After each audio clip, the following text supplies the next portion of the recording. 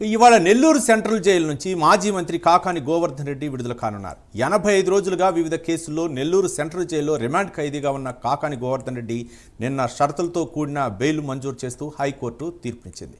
పోలీసులు ఛార్జిషీటు దాఖలు చేసే వరకు నెల్లూరు జిల్లాలో అడుగు పెట్టకూడదని, ప్రతి ఆదివారం ఉదయం 10 గంటల నుంచి సాయంత్రం 5 గంటలలోపు విచారణాధికారి ముందు హాజరు కావాలని కోర్టు తీర్పు ఇచ్చింది. అంతేకాకుండా విచారణాధికారి అనుమతి లేకుండా ఏపీ, తెలంగాణ రాష్ట్రాలు దాటి వెళ్లరాదని స్పష్టం చేసింది. ఈ నేపథ్యంలో నెల్లూరు సెంట్రల్ జైలు వద్దకు భారీగా వైసీపీ శ్రేణులు చేరుకుంటున్నారు. దీనిపై మరిన్ని వివరాలు మా కరెస్పాండెంట్ నరేష్ లైవ్ ద్వారా అందిస్తారు. నరేష్, చెప్పండి, కాకాని గోవర్ధన్ రెడ్డికి ఊరట లభించినట్లయింది అనుకోవచ్చా? రవి, మొత్తానికి మరికొద్ది గంటల్లోనే మాజీ మంత్రి కాకాని గోవర్ధన్ రెడ్డి నెల్లూరు సెంట్రల్ జైలు నుంచి కూడా బెయిల్పై ఇటు బయటికి రాబోతున్నారు. మొత్తానికి 85 రోజులుగా వివిధ కేసుల్లో రిమాండ్లో ఉన్నటువంటి కాకాని గోవర్ధన్ రెడ్డి తొలితగా కూడా అక్రమ మైనింగ్ కేసు విషయంలో ఆయన అరెస్ట్ అయ్యారు. ఆ తర్వాత SC/ST కూడా కేసు నమోదవడం, ఆ తర్వాత వివిధ కేసుల్లో కూడా దాదాపు 8 కేసులు, అక్రమ మైనింగ్ కేసు కాకుండా మరో 7 కేసుల్లో ఆయన రిమాండ్లో ఉన్నటువంటి పరిస్థితుల్లో విచారణ జరిపించారు. ఆయన్ని పోలీసులు కస్టడీకి తీసుకున్నారు. అనేక విషయాల గురించి కూడా వివరణ అయిన తర్వాత మొత్తానికి 85 రోజుల తర్వాత ఆయనకి బెయిల్ రావడంతో ఒక్కసారిగా కూడా నెల్లూరు జిల్లాకు సంబంధించినటువంటి వైసీపీ నేతలు ఒక్కొక్కరు ప్రస్తుతం జైలు వద్దకు చేరుకుంటున్నారు. మొత్తానికి నిన్న సాయంత్రం హైకోర్టు మెజిస్ట్రేట్ ఇచ్చినటువంటి తీర్పు ప్రకారం కాకాని గోవర్ధన్ రెడ్డి అక్రమ మైనింగ్ కేసు విషయంపై బెయిల్ రావడం జరిగింది.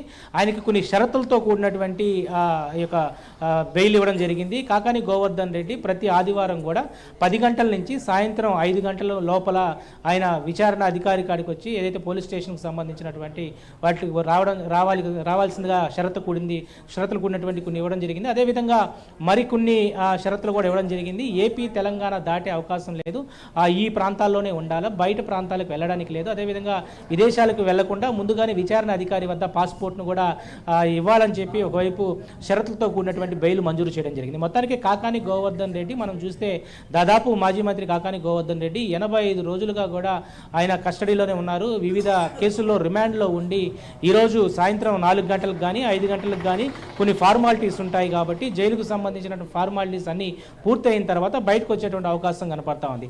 మొత్తానికి కాకాని గోవర్ధన్ రెడ్డి 85 రోజులకు సంబంధించినటువంటి ఏదైతే నెల్లూరు సెంట్రల్ జైల్లోనే అనేక కేసుల్లో కూడా విచారణ చేశారు. అంటే ఒకవైపు అక్రమ మైనింగ్ కేసు విషయం అయి ఉండొచ్చు, అదేవిధంగా సోమిరెడ్డి చంద్రమోహన్ రెడ్డి సోషల్ మీడియాలో పెట్టినటువంటి కేసు అయి ఉండొచ్చు, అదేవిధంగా ఇటు MRO కార్యాలయంలో తారుమారు చేసినటువంటి రికార్డ్స్ ఉన్నాయో దాని మీద కేసు నమోదైంది. అదేవిధంగా ఫోర్జరీ సంతకం సంబంధించినటువంటి మాగుంట శ్రీనివాసరెడ్డికి సంబంధించి కేసు అయి ఉండొచ్చు, అదేవిధంగా కనుపూరుకు సంబంధించినటువంటి గ్రావెల్ మాఫియా. సో ఇలా 8 కేసుల్లో కూడా కాకాని గోవర్ధన్ రెడ్డి 85 రోజుల పైగా కూడా సెంట్రల్ జైల్లోనే ఉన్నారు. ప్రస్తుతం ఆయనకి బెయిల్ ఇస్తూ నిన్న సాయంత్రం ఉత్తర్వులు జారీ చేసిన తర్వాత కూడా ఈరోజు ఉదయం నుంచి కూడా ఆ ప్రాస్పెక్ట్స్ అంతా కూడా ప్రస్తుతం ఏదైతే ప్రికాషన్స్ ఉన్నాయో వాటన్నిటిని కూడా పూర్తి చేస్తూ ఉన్నారు.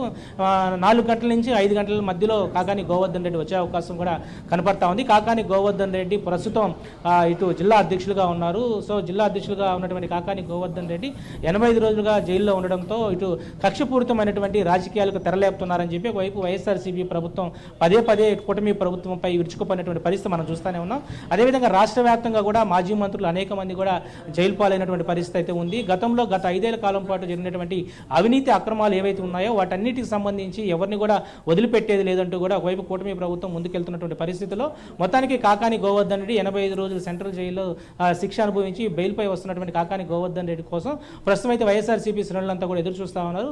యాక్చువల్గా ఈరోజు సాయంత్రానికి అయితే బయటకు వచ్చేటువంటి పరిస్థితిలో వైఎస్ఆర్సీపీ శ్రేణులతో పాటు ఆయన కుమార్తె కూడా ప్రస్తుతం పూజిత ఉన్నారు. వాళ్ళు కూడా ఇటు సెంట్రల్ జైలు వద్దకు ఒక్కొక్కరు చేరుకుంటున్న పరిస్థితి కనపడతా ఉంది. అయితే షరతులతో కూడినటువంటి ఈ యొక్క బెయిల్ మంజూరు చేసిన తర్వాత నెల్లూరులో ఉండడానికి లేదు, నెల్లూరు జిల్లాలో ఉండడానికి లేదు, కేవలం నెల్లూరు జిల్లాకు సంబంధించి ఉండడానికి లేదని పూర్తి వివరణ ఏంటంటే కస్టడీకి సంబంధించినటువంటి పూర్తి ఆధారాలు కూడా ఛార్జ్ షీట్ వేసేంత వరకు కూడా నెల్లూరుకు రాకుండా ఇతర ప్రాంతాల్లో ఉండొచ్చు. అది ఏపీ, తెలంగాణకు సంబంధించినటువంటి ప్రాంతాల్లోనే ఉండాలి, బయటకు ఎక్కడ కూడా వెళ్ళకుండా ఒకవేళ వెళ్ళాలనుకున్న టైంలో కంపల్సరీ కూడా విచారణ అధికారికి చెప్పి వెళ్ళాలనే ఒక షరతుతో కూడినటువంటి బెయిల్ ఇవ్వడం జరిగింది. Ravi, right, thank you Naresh.